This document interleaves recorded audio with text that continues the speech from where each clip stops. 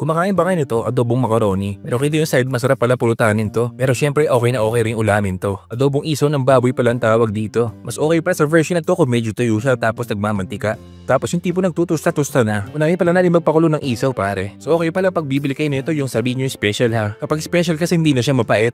Lagyan mo pala ng mga aromatics yan tapos ng pampalasa. Tapos pakulo mo siya ng mga 1 oras. After 1 hour malambot na yan. Malinis sa kawali magpainit ka ng mantika. Tapos ilagay mo na yung ginupit mong mga isaw. Malakas na apoy pala gamit ko dito ha. Kapag nakita mo nagmamantika na mag-add ka dyan ng sibuyas. Tapos damihan mo yung bawang. Sa kahit na ng adobo mas maraming bawang mas masarap maniwala ka. 2 kilong isaw pala ginamit ko ha. Mag-add ka ng toyo 4 tablespoon. Tapos sa oyster sauce naman 3 tablespoon yung ginamit ko. Mag-add ka na rin ng paminta yung durog tapos yung powder nilagay ko. Siyempre hindi mawawala yung daon ng laurel. Shell naman sa dark soy sauce pampakulay lang yan. Tapos 2 kutsarang asukal. Siyempre may magko-comment na naman dyan. Ay 2 kutsara asukal, diabetes yan. Mag-add ka pala ng konting tubig tapos 4 kutsarang suka. Tapos pakulo mo ng mga 5 minuto. After 5 minutes hayaan mo lang siya matusta. Then kapag nakita mo yung toast mark mag-add ka ng sili. Optional lang yan ha. Nga pala pa i-comment naman kung taga-saan ka. Para mabati naman kita. Kapag ganyan na itsura niyan okay na yan pare.